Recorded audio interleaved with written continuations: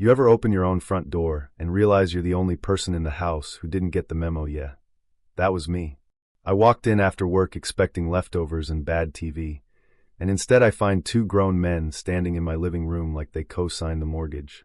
Khaki uniforms, steel-toe boots, clipboards, one tapping my mantle like he was checking melons at the grocery store, the other smiling at me the way poker players smile when they already have your chips, and then I saw my wife Brooke at the kitchen table, arms folded, calm as a statue, watching it all like she knew exactly how this movie ended.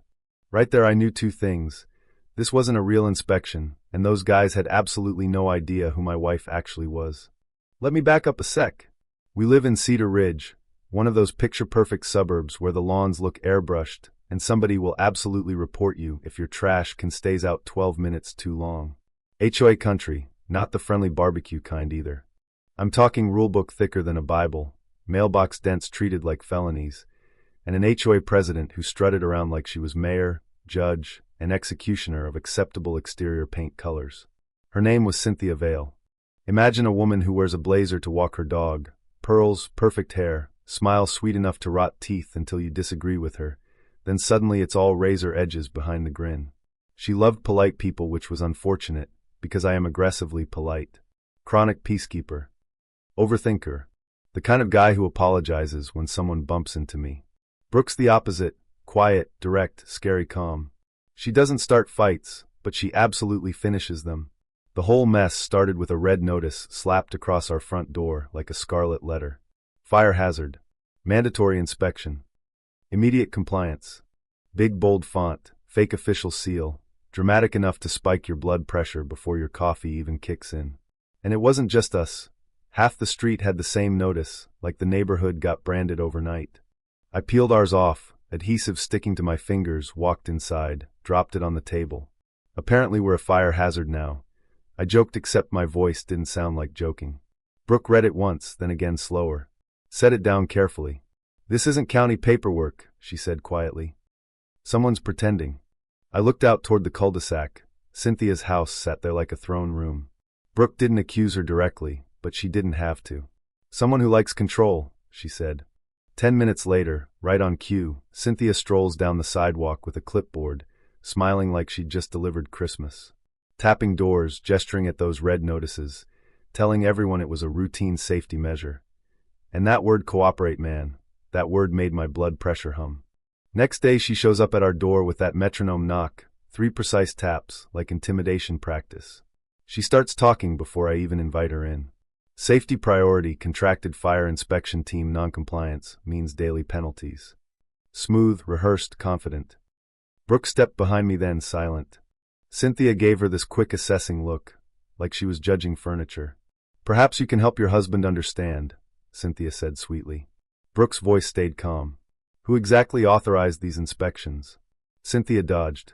Certified contractors. Community interest.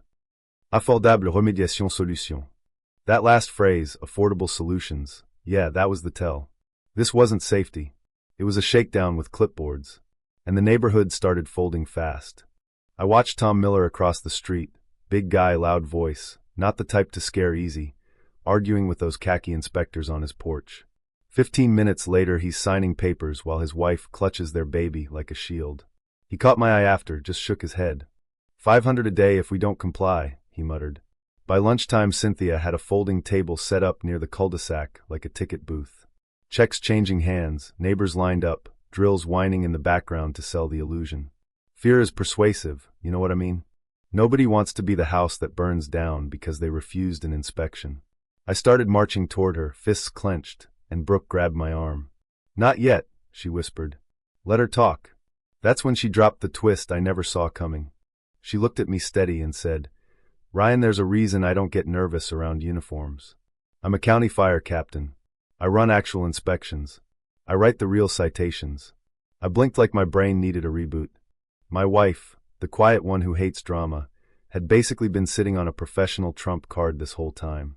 And impersonating fire authority? She added calmly. That's criminal. Suddenly everything shifted. Fear turned into strategy. That night we pulled our doorbell footage, compared the fake notice to real county forms, set up indoor cameras, and Brooke dug out her official inspection binder like she was prepping a lecture. "We need them on record," she said. "Threats, fake seals, demands for access, all of it." Next morning Cynthia comes back with her khaki entourage, smug as ever. Brooke clipped her badge on where it was visible, subtle, but unmistakable. Asked for permits, license numbers, county authorization. Cynthia's smile cracked for half a second, tiny but I saw it.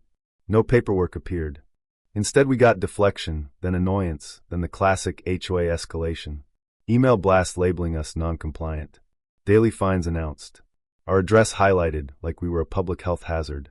Neighbors started avoiding eye contact. Fear spreads faster than truth. Brooke didn't argue emotionally. She made one phone call to the county fire marshal. Simple question: any sanctioned inspections in Cedar Ridge this week? Answer: absolutely not. That's when the tide turned. Quietly at first. Neighbors started slipping by our back door, Mrs. Park clutching receipts, Miguel with a contract stamped with a fake seal, Tom Miller looking embarrassed but angry. Turns out Cynthia had been collecting money directly, bypassing the HOA ledger entirely, threatening liens, citing non-existent code violations. Classic bully math: small fear times many households equals serious cash. Brooke listened, reassured them they weren't stupid, just pressured. Then she said something I'll never forget. "We're not just defending ourselves anymore. We're ending this." So we set the trap. Friday afternoon, end of week fatigue, prime compliance time. I emailed Cynthia, ready to cooperate. Send inspectors. She showed up fast, sharks smelling blood. This time 3 contractors. Thick contract. Bigger demands. $5,000 deposit, she said breezily. "Given your delay." I played nervous homeowner, voice shaky. Cameras rolling. Brooke quiet at the table. Then Brooke leaned forward, badge catching the light. Asked who authorized fire inspections. Cynthia tried the HOA line again. Brooke slid real county code across the table. Explained impersonating a public safety official carries criminal penalties. Compared authentic inspection forms to Cynthia's obvious knockoffs. Calm. Surgical. No raised voice, honestly more intimidating that way. Cynthia started unraveling. Deflection turned to anger. Claimed everyone paid willingly. Said Brooke was making it personal. And right then the back door opened. Tom Miller walked in. Then Mrs. Park. Then Miguel. And right behind them, 2 county deputies and the fire marshal herself. Yeah, that happened. Room went ice cold. Cynthia tried smiling, but it looked painful. Fire marshal laid it out clean: fraud complaints, unauthorized entry, extortion evidence. Cynthia tried the HOA authority angle one last time. Brooke just said, "You're not authority. You're a bully with a clipboard." Handcuffs clicked. Loudest, most satisfying sound I've ever heard in my own living room. Cynthia protesting all the way out, neighbors watching from driveways as the costume finally came off. And here's the thing nobody tells you about justice: it's rarely dramatic fireworks. Sometimes it's just quiet relief, a neighborhood exhaling. Afterward it got messy. Some neighbors embarrassed they paid. Some annoyed we involved authorities. Whispers second-guessing. But the HOA board dissolved within a month. Refunds started. Lawsuits followed. Slowly people started talking again. Real conversations, not surveillance disguised as friendliness. One evening I stood on our porch watching Tom help Miguel fix a fence post, Mrs. Park waving with genuine warmth instead of that tight HOA smile. Brooke leaned beside me and said, "You know what the real fire hazard was? Dry brush." I guessed. "Silence," she said. "Bullies grow where nobody speaks." And that stuck with me. So here's what I'm honestly curious about. Who's more wrong? Cynthia for running a fake safety scam, or the neighbors who kept feeding her power for years because confronting her felt harder than complying? And be real, if that first red notice hit your door, would you have challenged it or just paid to make the anxiety go away? Drop your take in the comments, I mean it. Justice, accountability, HOA horror stories, all of it. And if you've ever dealt with someone who acted like they were the law just because nobody pushed back, yeah, I want to hear that too. Like the video if you believe fake authority only survives in the dark. Subscribe if you enjoy real-life neighborhood drama. And tell me, where's the line between keeping peace and standing up for what's right?